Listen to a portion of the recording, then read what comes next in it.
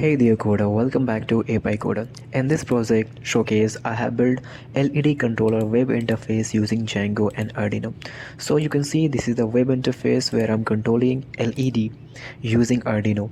So there is a two button, LED on and LED off. So we can control the LED and we can turn off the LED using Django.